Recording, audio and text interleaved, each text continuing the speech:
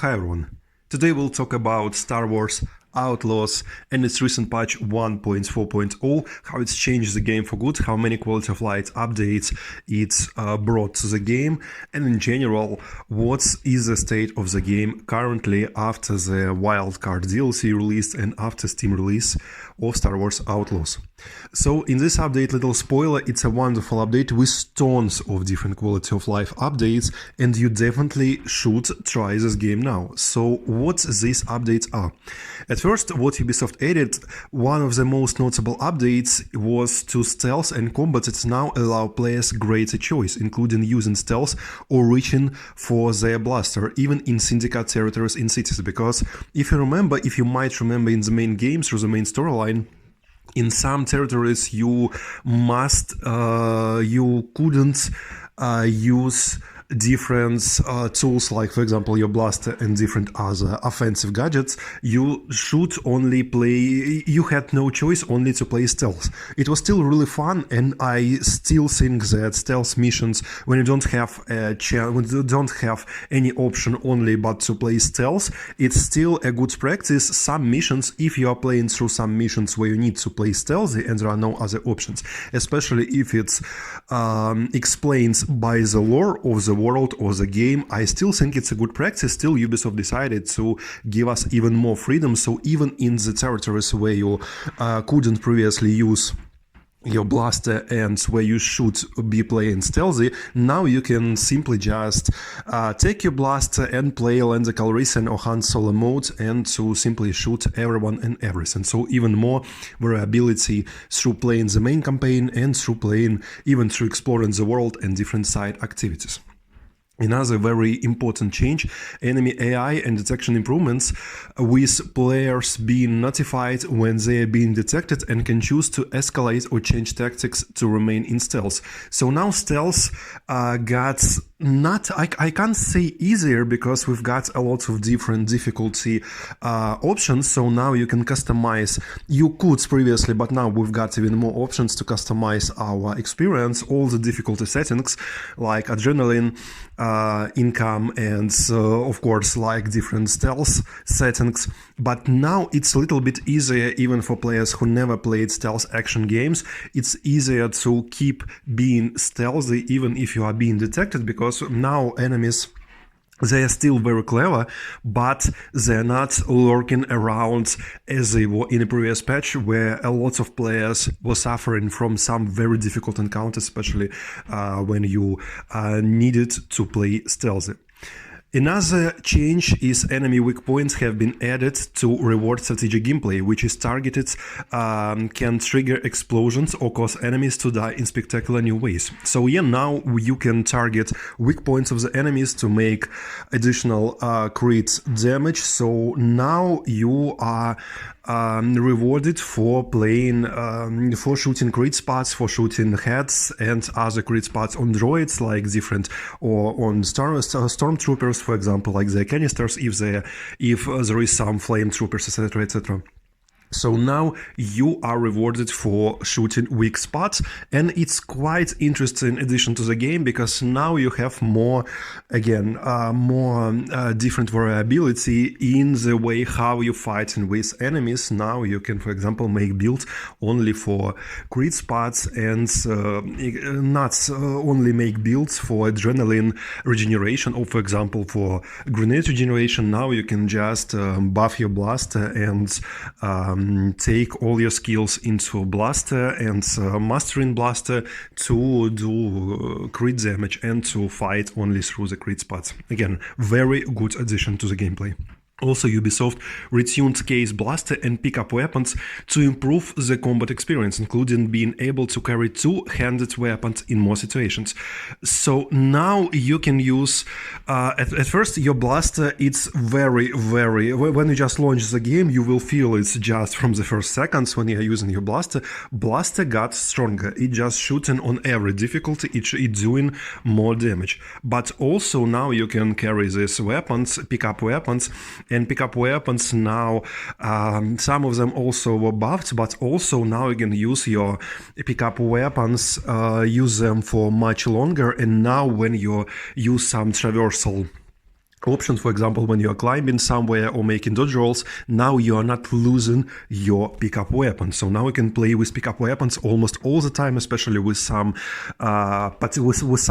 particular builds for pickup weapons and some buffs from different skills and items.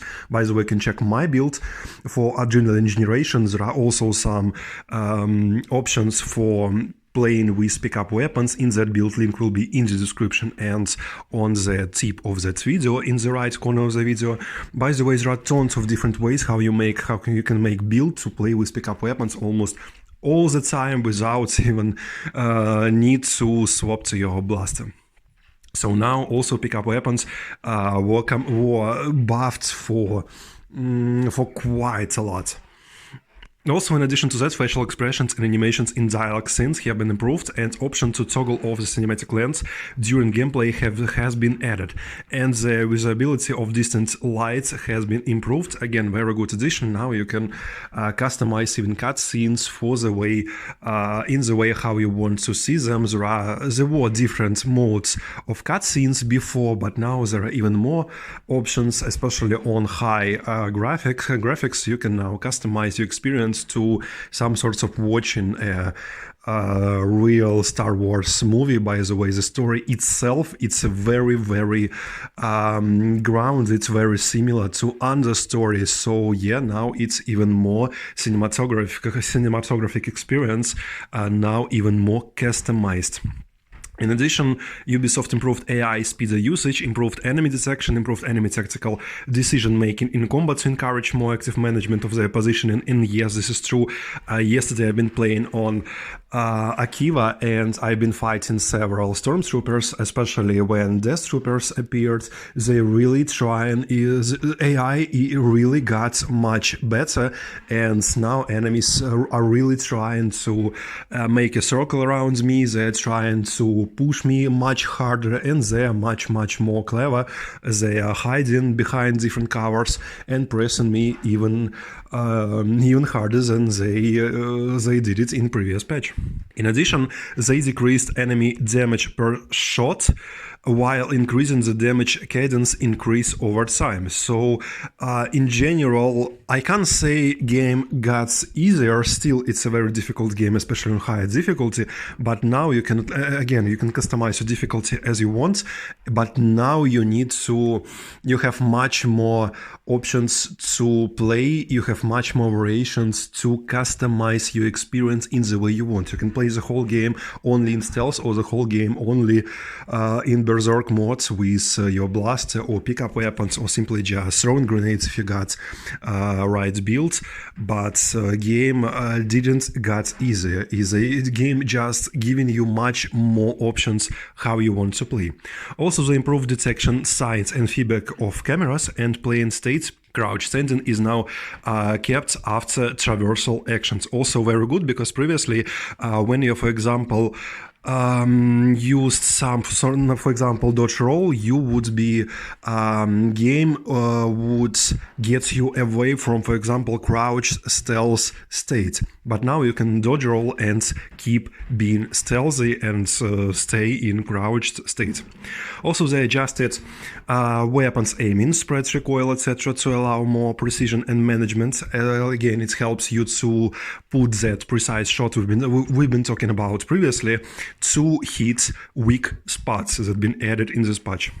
Also, Ubisoft updated weapon damage values 4K for all weapons, increased headshot damage when hitting enemies. Again, what we've been talking about, to make weak spot builds even more useful. And also they improved blaster model usage, iron and power. In addition, they removed player blast damage from the power model and added enemy stagger to explosions. So again, now explosions not only doing great amount of damage, but also can stagger enemies. That helps you quite a lot to control big battlegrounds when you're fighting with something like 5+ enemies, especially when you're fighting with Empire. Now explosions are really strong to control big battlefield. Some sort of AoE stun that helps you to survive in a very tough situation, especially on higher difficulty. Also, Ubisoft added body part specific death animations to improve combat satisfaction and improved NPC cover usage during combat, as we've already been talking about. Also, they adjusted jumping to give more control in the air of where you will land. It will help you quite a lot, especially during the world exploration, especially in Qi'ra, and also it will save your life many times, this new adjustment to climbing and to jumping, especially in the latest part of the game during the, let me say, last boss fight. I won't spoil you who will be the last boss, but still during the last boss fight there will be some traversal, some sort of jump puzzles, so it will be much easier to play through the last part, because for some players the last part, especially before the last boss and last boss, was some sort of not unplayable but impossible to finish, especially in higher difficulties, because it's quite something. It's very cinematographic, it's very interesting, very very good looking, but still it's quite difficult. So now it will be more easier for you to finish the game, especially if you are playing on higher difficulties, because there are quite of traversal, especially in the latest parts of the game. And in the new DLC Wild Cards, the last part of the DLC, the third quest, there are very long, but still there are 3 quests, but they are very big. And the last quest will include quite a lot of traversal, so you definitely will need that adjustment, especially if you are not good at traversing or you are new to such games with parkour and climbing. Another very good adjustment, they added icons to environmental objects that require unlockable abilities. Now it's much easier to understand what you need, where you can go right now and where you can't go right now, where you need to level up or to get some new abilities, because like it was, for example, in Jedi Survivor, if you remember, there are some areas that you can't reach, but you need to get particular skill to get to this particular area, to get something or to explore this particular area. And later in the game this new skill will be unlocked, and with that skill you will need to return to that area to be able to explore that area. So the same in Star Wars Outlaws. And now there are very good icons that helps you to understand that for that particular area you need one skill that you will get maybe later through the campaign or through the exploring the world. Also, Ubisoft adjusted Adrenaline Rush cost based on difficulty. In story mode, Adrenaline Rush cost currently 100% unchanged, on normal difficulty 110%. And on challenging hard difficulty, it was 150%. So, in addition to that, they improved cover camera, including the ability to manually shoulder swap when aiming. It's a very big adjustment now. You can swap your camera whatever and however you like to make aiming even more customizable for you, to which shoulder you prefer to aim on. And also they added new clean lens filter and added a new auto transfer option for climbing, which now lets you automatically hop between climbable objects by moving towards them instead of having to press a button. Again, very big adjustment, especially for the players who are not very good at climbing or who are, for example, new to stealth action with parkour games like Assassin's Creed games or like very many games from Ubisoft. So you see tons of different wonderful updates and changes, tons of different quality of life updates. Even despite IGN is trying to convince you that Ubisoft just killed stealth, like they called their video. No, they didn't kill anything, they just made a very big amount of different adjustments to stealth. By the way, not the first time when IGN or other professional journalists, different media and sources trying to make some sort of shitty guides without even trying to understand something. Reminds me very good of a video from IGN that was called Best Settings for Call of Duty Warzone Mobile, with the preview title change these settings ASAP, and in that video we've got only like just change the settings to 60 FPS because it's because the game is very beautiful, yeah, and see it was the guide about the best settings in Call of Duty Warzone Mobile. The whole guide was about just to put 60 FPS